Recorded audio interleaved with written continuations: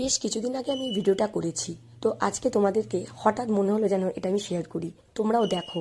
তো সত্যি বলতে কি বন্ধুরা, আমরা এদেরকে, এই ছোট্ট ছোট্ট পাখিগুলোকে আমরা বাড়িতে খাঁচার মধ্যে পুষি। আমাদের মনে হয় আমাদের ওটাই ভালো লাগে, কিন্তু আমরা একবারও ভাবি না ওদের কতই না কষ্ট মনের মধ্যে। ওরা তো খোলা আকাশে উঠতেই ভালোবাসে, তাই না? তবু আমরা এটা বুঝি না। যাই হোক, আমি হঠাৎ করে সেদিন দেখি আমাদের ছাদের জানলার ওখানে এই 3-4টে টিয়া পাখি বসে আছে। আমি সঙ্গে সঙ্গে ছুটতে যাই ওদের খুব সামনে থেকে একটু দেখবো বলে, সঙ্গে মোবাইলটাও নিয়ে যাই, ছোট্ট একটা ভিডিও করি। তো ভিতর থেকে যেহেতু আওয়াজ দিচ্ছিলাম, তো সেই জন্য এরা আমাকে দেখার চেষ্টা করছিল। তো আমার তো খুব ভালো লাগছিল। আর সত্যি বলতে কি বন্ধুরা, এদেরকে পুষে কষ্ট দিয়ে কোনো লাভ নেই। এদেরকে ছেড়ে দিলে এরা মনে হয় বেশি স্বাধীনভাবে খোলা আকাশে উঠতে ভালোবাসে। তো সত্যি কথা বলতে আমার একটাই কথা মনে পড়ছিল, আর আজকেও পড়ছে, বন্যেরা বনে সুন্দর আর শিশুরা মাতৃক্রয়। এটা আমরা প্রত্যেকেই পড়েছি।